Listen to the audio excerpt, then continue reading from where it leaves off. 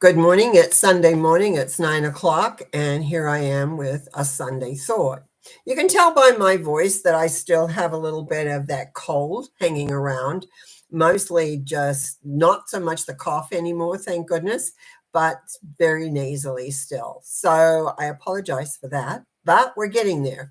So pretty soon I should be absolutely quote unquote normal, whatever that may be. When I was thinking about what I was going to talk about today on a Sunday thought, actually, I changed a whole pile of stuff just in the last perhaps 20 minutes. And one of the elements was that I realized I haven't addressed for some time is the power of your thought, power of thinking. And no matter what you believe, whether you believe in a higher power or whether you just sort of amble along, because people have different perceptions of that, is that one thing I do recognize is the power of thinking or your thought, how you think, how you do it. And if you do affirmations, are they really the affirmations that you are wanting to really create and be about? I have worked with affirmations for a long, long time, and I have learned affirmations from certain groups and certain people. And I have found which ones I really like that suit me. And also I have created my own that I wanted to achieve or to do and to work with. So really, what is an affirmation is a thought that you have fairly regularly, so that you are basically programming your subconscious mind to create.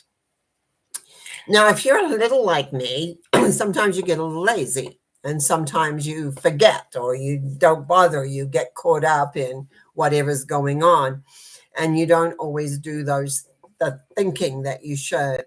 I really needn't to say you should because that's a choice. You don't have to, but it's preferable to really have your thinking very clear about what it is that you particularly want to create and how you want that to look. Now, it started off for me many, many years ago when I was given some 4 basic affirmations about loving oneself. And I have worked with those for a long, long time. But over the years, I added to quite a list, actually.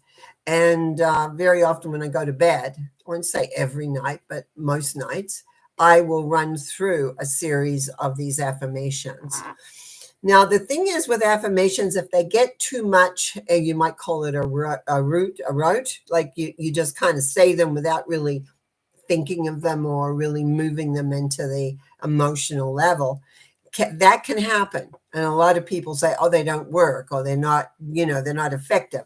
And the thing is the power that you put behind them, the sincerity, the sense of the belief or not belief, or whether you want to encourage that or not. Now, a lot of that has to do too with your self-image and loving yourself and recognizing that I'm very big on forgiveness. So it's like knowing that you can forgive yourself for when you screw up. If you're like me, you're going to screw up sometimes. My mouth runs away with me, or I say something a little bluntly when I really maybe needn't to. And so very often I have to do quite a bit of self-forgiveness work for myself to remind myself to be gentle, and to be kind and considerate, because it's like, you're on a trajectory of where you want to go and how you want to get there. And over my life, I've had some pretty big responsibilities that have come along, created, of course, because of the business I was in.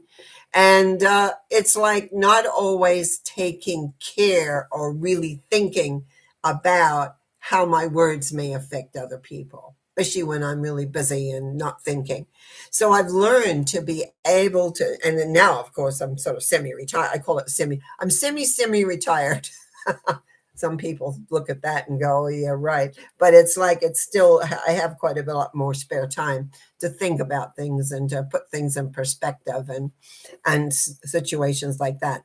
So the 4 affirmations I learned originally as I was beginning to go inward doing my inner work was, I love me, I trust me, I am loved, I am lovable. those were the 4 that I was given right at the very beginning. I now have a long list that I can work through, and quite often work through the whole list myself. I also have taken another series of courses from another group of people where I learned a different kind of an affirmation. And I often find that those also work for me. But I think everybody has to define what suits them, what suits the best way they can. But let's even go beyond just affirmations about your thinking. Your thinking is your vibration. Now, this is very well, written about. They're written about many, many years ago. They were talking about the power of thought, the power of the subconscious mind. There are books written about this. And that's a lot of where I began to get a lot of also interesting information, where people were beginning to delve into the power that we have, especially in that subconscious. And the subconscious tends to run by rote. In other words, that if you have a thought and it'll keep repeating it, it will keep repeating it, even if you're not aware of it. And that's why very often some people seem to go from one problem to another problem to another problem, is because deep in that subconscious decisions have been made that have created a pattern of thinking that, whether you're consciously aware of it or not, that it's still going to go on that way. And that's where we have to be very aware of what we're actually thinking so we can catch those. And I always use a process called freeze, evaporate, and replace. So if I have a thought I really don't want to support, I freeze it, I evaporate it, and then I replace it with the thought that I do want. And sometimes you have to be very diligent, because thoughts are like weeds. They are like weeds. And if you ever had a garden and you don't weed, you know what weeds take place. The good thoughts, the thoughts that you want to achieve, get literally choked out, like the good vegetables, etc. So it's like they're feeding the essence of you, that subconscious mind of you, the thinking process. Now, I want to, as I'm speaking, I'm realizing, as you mostly know, I speak off the cuff kind of thing, is that you've got to recognize your basic thinking. Then you got to recognize the deeper part that is down there in that subconscious, that through the decisions that you made, the actions you've done, but usually the decisions that are created, they're the ones that keep things happening. And that's very often, that's where my work in the last year has taken me, is to getting right down in there to pull those programs right out. And it's interesting to find out quite often when I'm looking and working with that, I'll say to the person, oh, do you think this? Because that's what I picked up a thought, and they go, oh yeah, I'm very familiar with that. And I said, well, okay, then we're going to pull that program. So it's like really learning how to restructure your thinking process, but it starts with being aware of the consciousness, where your consciousness is and how your consciousness is working. And is it working to your advantage? Are you truly thinking about how you want to be and how you want to live? I mean, I don't know how come I got this particular bad cold flu thing that's going around right now, but my system is compromised a little bit with having all the immunology stuff and everything else. So I guess I was a prime candidate for it. Who knows? Because I keep forgetting that I'm being a little bit compromised. But it's like, and I'm just so glad I'm able to talk again and able to see, I finally had clients again, and getting back into sort of the basic, you might say, routine. But very often when we're not feeling very well, or we're feeling a little down, what happens is we don't stay diligent in how our thinking process is. I know I get lazy, and if I get lazy, that means other people get lazy. So I really do spend time when I go to bed and before I go to sleep is really affirming certain belief structures that I want to have very much a part of me. But as I said, I can get lazy. And very quickly, when I get lazy, this often can happen, is that all of a sudden your immune system goes down and whatever can walk in. So I want you to just become aware of how you're thinking. Just It's like an exercise where you sit back and you watch the thoughts go across your mind. How often do you think the same thoughts? Because that is your vibrational rate. That is what's going out that will come back. If you're having a tough time, if relationships aren't working, etc., that's the time to sit down and look at it. If you're not achieving exactly what you want to achieve, it seems like everything is blocking.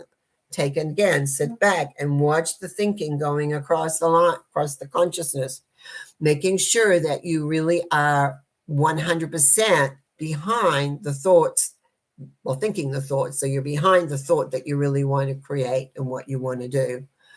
We forget the power of the mind. We forget the power of the subconscious, because that's exactly what's happening every time you're thinking. Where do you think these thoughts come from? It's like we are like a garden. And how have we planted them?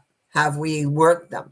Over the years, I've done a lot of different things, and I've been lucky because I learned this very early. Watch how you think. And then I still forget sometimes, because I'm a human like everyone else, and we forget. We forget the power we have. We forget how to change the thinking that is not really affecting what we're wanting to do and what we're wanting to do. Because I've had so much difficulty with my left arm in the last, which I've been talking about, it's like all of a sudden I realized that has contributed to a lot, because I've been so concerned with what isn't working. I have not been projecting what I want to work. See, that's how simple it can be. We can get caught up in things, and then we forget what is the outcome we really want? What is the outcome where we want to go and where we want to be, what we want to do? All of these things are important because they all start with a thinking process. So I'm just going to suggest that you sit back and look and think about how you're thinking. Are you really thinking about in relation? Like, instead of me seeing my elbow move being correct, I'm seeing it how it's not working correctly. So, and getting upset by it. So that is not a positive reaction mentally.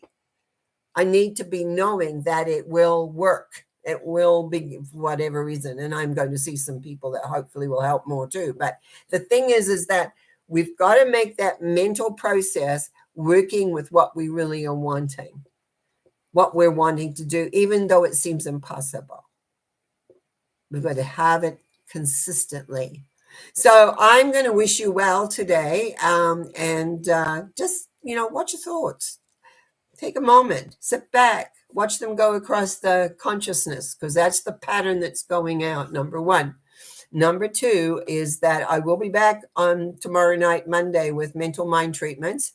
I'm looking forward to that because we've been doing some good work with people, and I'm really looking forward to that. So I really want to say, I hope you'll join us on Monday at 7 when we begin to do mental mind treatments. And then, of course, Wednesdays. Wish you well. Have a good Sunday. Father's Day today. So if you have a father, make sure you say Happy Father's Day.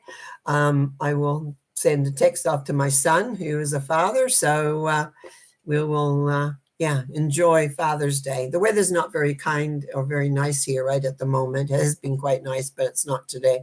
So I'll be staying mostly inside, just taking it easy, working at getting well. So take care, enjoy. And before I clean off, I just want to say good morning, Maggie G.